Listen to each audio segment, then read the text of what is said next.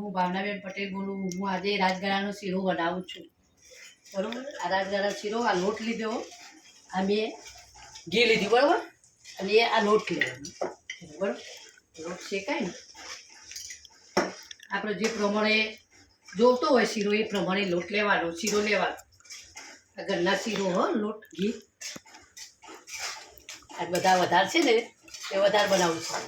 ખાનાર બધા વધારે છે, આયા છે વિદેશથી. બાબુ વિદેશથી આવ્યો છે ને. શીરો શેકાય ને ત્યાં સુધી થોડું શેકવા દેવાનું.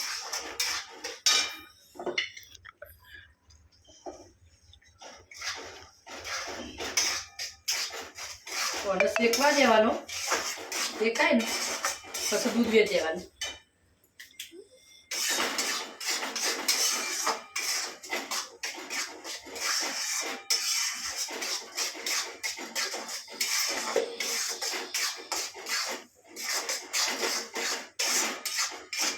ગરમ દૂધ કરવાનું એટલે શું વાર ના લાગે.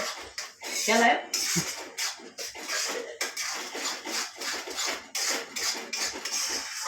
ફૂલ ગેસ કરવા ધીમા તાપે કરીશું તો થોડી વાર લાગશે. સુગંધ આવે.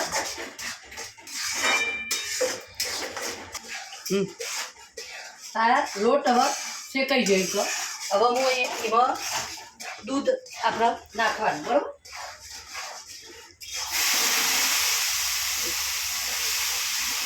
દૂધ લેવું તમે દૂધ ગરમ કરશો ને એટલે ગરમ કરવાનું. ગરમ કરો તો વાલ ના ડાલે.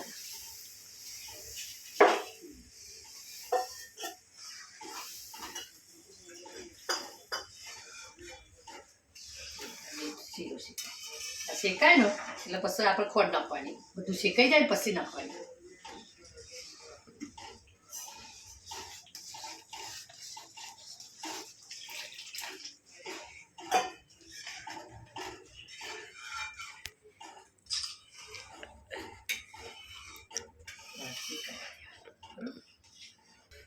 જો આપણા દૂધ વેરીએ ને એટલે થોડી દ્રાક્ષ રહી ને એ આપણે નાખી દઈએ ને તો ભાઈ ફૂલી જશે સરસ.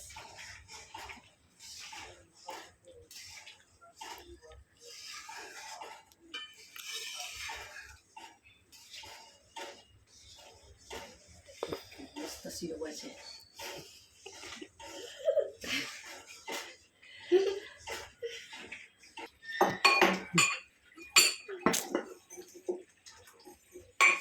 આપણે જો ખાંડ અને ઇલાયચી નાખીએ અને જાયફળ થોડું નાખવાનું, પછી ઓમાં વાટી દેવાનું.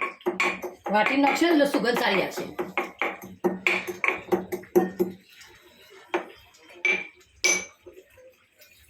એટલે આપણે શીરો ખોટ નાખ્યા પછી નાખવાનું એટલે સુગંધ સારી આવે ને. આપણે ખોટ નાખીશું. જો આ શેકાય આ પેલો થઈ ગયો ને આપણે દૂધ,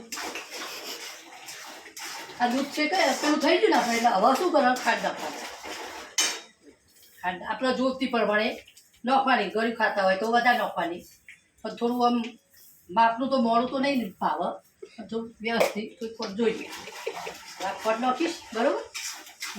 ખોટ નાખીશ, દ્રાક્ષ નાખી દીધી એટલે દ્રાક્ષ અંદર ફૂલી જાય, બરાબર.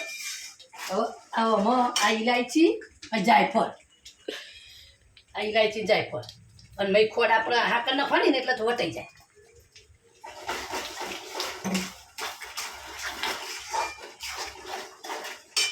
આપણે આ કાજુ બદામ લે ને, આ કાજુ બદામનો ભૂકો કર્યો એટલે આપણે વાટી દીધું. આમ કાપવું હોય કાપવાનું, પણ મેં ભૂકો કર્યો.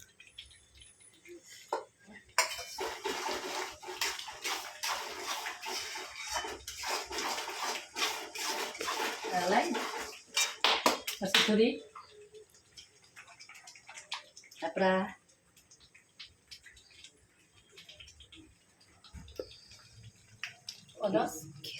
કેસર, બરાબર. જો આ કેસર આપણે અંદર નાખી, કેસર નાખી આપણે ખસખસ નાખી દેવાની. આ સીધો આપણો તૈયાર, બરાબર.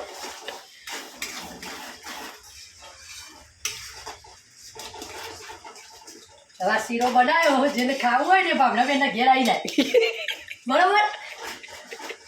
જો